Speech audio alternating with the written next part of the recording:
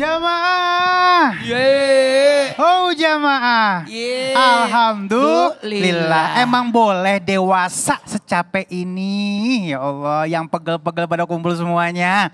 Pegel di hati pastinya Masya Allah ya. Tapi ini kita akan lihat nih ya. Ada yang lebih capek loh dari kita. Bener ya kalau misalnya kita ngeliat seperti ini, cuplikan ini akhirnya kita jadi mawas diri ya. Ternyata masih banyak lagi orang-orang yang lebih capek dari kita. Sehingga akhirnya kita nggak boleh putus asa. Nah ini kadang-kadang juga nggak bisa terlepas pada saat sendiri kita mikir, aduh semuanya saya yang mikirin dari mulai bangun tidur nih anak, nih istri, nih suami, kita yang mikir sendiri gitu kadang-kadang sampai stres. Nah ini kalau misalnya kita curhat sama Allah atau kita serahkan kembali ke Allah, itu gimana sih poinnya atau caranya sehingga akhirnya mungkin akan berbagi sedikit permasalahan kita sama Allah, silakan. يا أيها الذين آمنوا استعينوا بالصبر والصلاة إن الله مع الصابرين. Allahumma rahamna bil Quran. Mohon izin guru kami Ustaz Maulana Ustaz Asad, para alim ulama yang Allah Subhanahu wa taala, jamaah sekalian. Subhanallah, kemarin kami melihat sebuah tulisan anak muda yang nulis itu, dia bilang keren juga ternyata Islam ini ya. Ternyata Islam itu mengajarkan umatnya sehari itu ada 5 kali dia istirahat. Wow, 5 kali istirahat. Kenapa disebut istirahat? Ya Nabi mengatakan, ya Bilal arihna bis salah, ya Bilal arihna bis salah. Subhanallah, wahai Bilal bahagiakan saya, istirahatkan saya dengan sholat. Subhanallah, kita dalam Islam dikasih kewajiban 5 kali absen nih. 5 kali istirahat. Lalu kita lihat orang yang nulis ini ada komen-komen di bawahnya. Jangan kira cuma istirahat doang 5 kali. Kalau 5 kali sholat berarti 5 kali juga wudhu.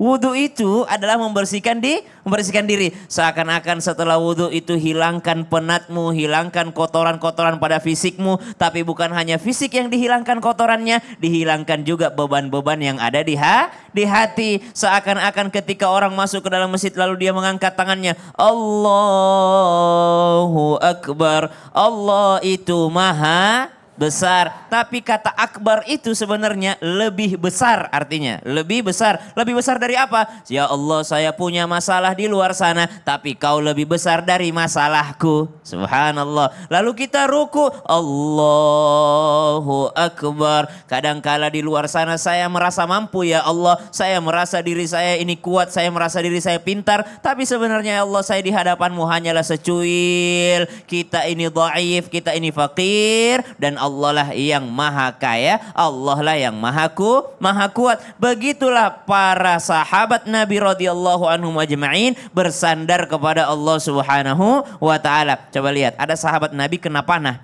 Ketika mau diambil anak panah tersebut, apa kata dia? Jangan bius saya, jangan kasih saya pengobatan yang lain, kau cabutlah anak panah ini ketika saya sedang sujud. Cabutlah anak panah ini ketika saya sedang sholat. Kenapa? Karena kalau pikiran saya sudah ke Allah, tidak terasa semua sakitnya yang ada di dunia ini. Itulah kenapa Allah katakan ista'inu bis sabri wassalah. Minta tolonglah dengan sabar dan sholat. Iyyaka na'budu wa iyyaka nasta'in. Hanya kepadamu kami sembah. Wa iyyaka nasta'in, dan kepadamu kami minta tolong. Gimana nggak capek kalau tidak sholat? Iya, jadi kembali ke sholat, ke sabar, insya Allah semua ada jalan solusinya ya. Insya Allah. Capeknya jadi ibadah insya Allah. Terima kasih Ustaz. Sama-sama. Tepuk tangan dulu. Masya Allah. Dan langsung aja kita panggil guru kita juga nih, Ustadz Muhammad Asad. Masya Allah. Ini Ustadz, jadi curhat juga ini. Capek kadang-kadang kalau udah dewasa ini ya. Ngurusin keluarga, ngurusin bini, ngurusin anak, ya kan? Ngurusin badan, ya. Nah kadang-kadang kita komplain, kita kan juga pengen diurusinnya. Pengen balik kayak waktu kecil. Nah ini gimana sih untuk menyikapi ini, silakan. Baik, terima kasih. Memang hidup kalau semakin dewasa semakin capek. Ya Bu ya? Waktu kecil enak gak? Enak. Capeknya apa? Main. Kalau sekarang capeknya? Banyak lah pokoknya ya. Nah, tapi sebagai seorang anak nih, Ibu kan sekarang sudah punya anak nih ya. Dulu Ibu sebagai anak ya. Bagi setiap anak mengurus orang tua itu nggak ada capeknya. Kenapa? Karena itu adalah ibadah. Orang tua kita adalah berlian kita, Bu. Orang tua kita itu adalah harta, aset kita, surga kita. Dan begitu banyak ayat, hadis yang menekankan bagaimana seorang anak wajib berbakti kepada orang tuanya. Yang sudah sampai tua ada nggak ceritanya? Ada nggak dalilnya? Ada. Al-Isra 23. Wa qadha rabbuka alla ta'budu illa iyyahu wa bil walidaini ihsana. Allah perintahkan kita untuk tidak menyembah selain Allah dan berbakti kepada kedua orang tua. Lanjutannya apa? Jika orang tuamu sudah tua, sudah dalam pengurusanmu, maka jangan sekali-kali mengatakan fala taqul lahuma uff. Jangan membentak, jangan menghardik. Tapi apa yang harus dikatakan? Wa qul lahuma qaulan karima. Jadi itu sudah diajarkan. Allah juga sudah memerintahkan kita. Nabi SAW juga sangat menekankan seorang anak itu wajib berbakti kepada orang tuanya. Kalau hari ini kita berbakti kepada kedua orang tua kita, maka insya Allah Allah pun akan menganugerahi kita anak-anak yang berbakti kepada kita. Tapi kalau hari ini kita sebagai seorang anak membantah, menghardik, tidak baik kepada orang tua. Ibu lebih baik diasuh sama anak apa sama orang lain? Sama anak. Ya kan? Pasti lebih enak sama anak. Ya apalagi kalau anaknya sukses, kaya raya Ibu ya. Diasuhnya bukan di rumah Bu, diajak pergi umroh, diajak pergi ke Singapura. Enak gak Bu? Enak. Jadi itulah ladang amal pahala kita di dunia ini. Ya, nah bagaimana agar kita bisa mendapatkan anak-anak yang soleh dan solehah? Banyak minta sama Allah, karena Allah itu senang diminta, Mas Ali. Jadi apapun masalah kita, apapun yang kita inginkan, mintanya sama Allah. Ud'uni astajib lakum. Jangan curhat ke yang lain, jadi nanti akhirnya kayak nggak syukur dengan apa ujian yang dikasih. Betul. Terima kasih Ustaz. Terima kasih. Tepuk tangan dulu yuk. Ya, semua ujian pasti yang Allah mampuin buat kita, benar nggak? Semua ujian pasti kita mampu nyelesainya. Amin ya robbal alamin. Baik, sekarang kita masuk ke dalam segmen Tanya Dong Ustadz. Kami semua tanya dong Ustadz. Siapa yang mau nanya? Baik, Ibu bisa turun Bu? Baik, Ustadz Syah Mama Ustadz Maulana nih yang akan dengerin pertanyaannya. Namanya siapa? Tinggalnya di mana? Majelis taklimnya apa? Kacamatanya minus berapa? Panjang ya. Silakan. Assalamualaikum warahmatullahi wabarakatuh. Waalaikumsalam warahmatullahi wabarakatuh. Nama saya Ibu Rosia dari Majelis Taklim Al-Mubarak, Serang Kulon, Babakan, Cirebon. Cirebon, tepuk tangan dulu. Baik. Tanya dong Ustadz. Iya silakan. Saya mau nanya, Ya. kalau kita ngurus anak itu ada lelahnya Pak. Sama bener. Anak nangis salah, Iya. anak diam bingung, anak aktif capek. Iya. Bagaimana supaya kita ikhlas dan tidak mengeluh Pak Ustadz? Cakep banget ini ya. Jadi, salah semua ya. Serba salah. Diam salah, aktif salah. Ya, nah ini bagaimana nih caranya nih ya? Iya. Iya, Ustadz Syam dulu silakan. Dahulu di masa Nabi SAW itu orang-orang jahiliyah kalau lahir anak perempuan mereka tidak mau lihat, langsung dia kuburkan hidup-hidup Ya karena malu Allah. karena lahir anak perempuan. Setelah melihat anak itu yang lahir adalah perempuan. Di zaman sekarang ada orang belum kelihatan laki-laki ataupun perempuan sudah digugurkan. Naudzubillahi min dzalik. Atau bahkan baik laki-laki ataupun perempuan tidak diurusi. Kenapa? Karena tidak tahu sebenarnya bahwa rizki anak itu besar sekali.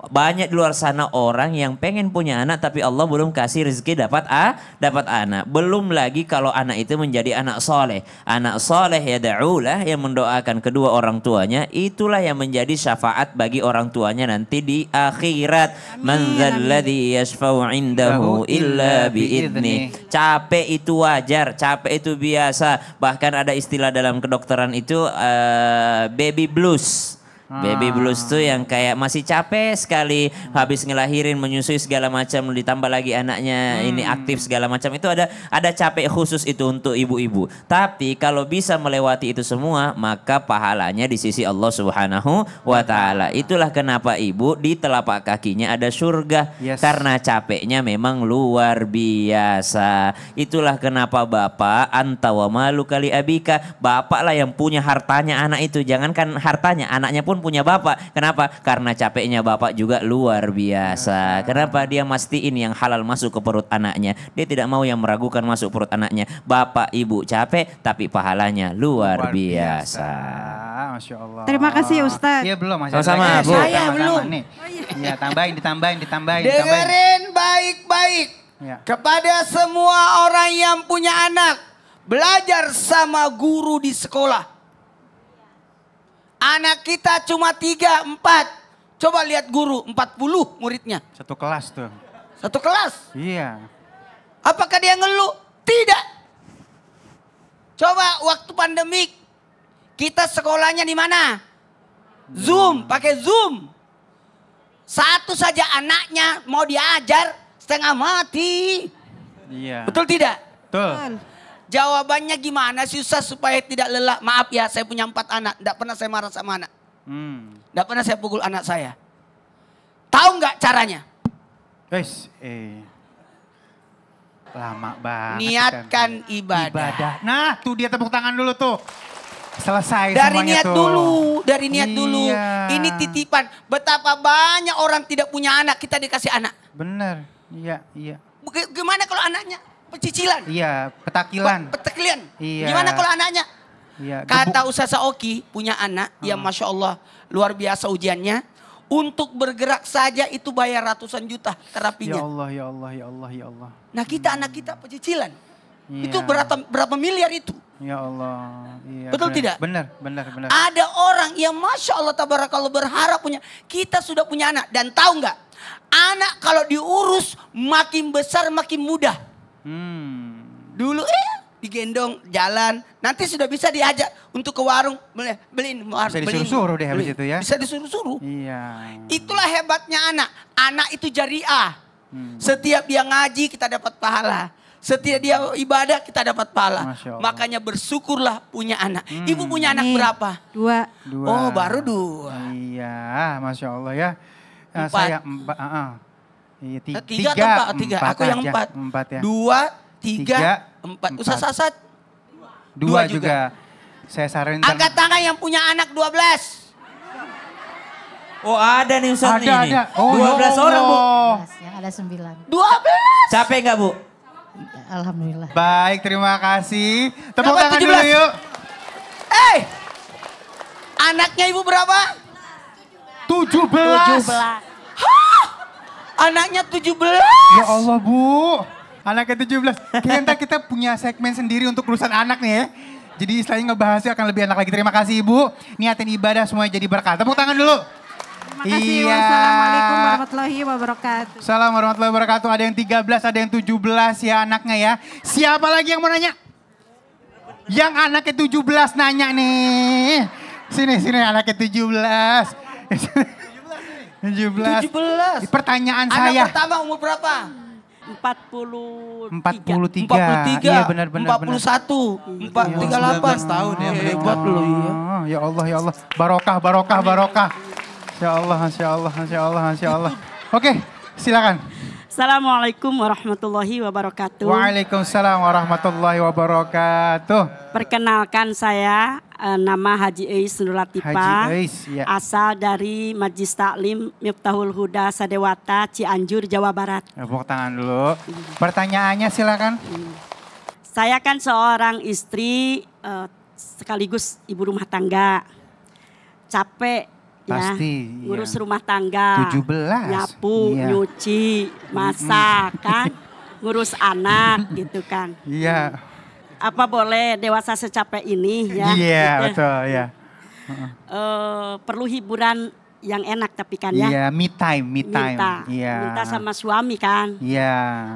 Malah dia bilang capek. Yang jadi masalahnya kan, yang jadi masalah kan Berdosa enggak? Saya paksa. Oke, paham. Hiburan kan hiburan. Iya, hiburannya yang gratis itu. tapi enak. Iya, aduh, Ibadah ngenah. Baik, udah paham. Baik, usah dulu deh. Iya. Oke. Ya.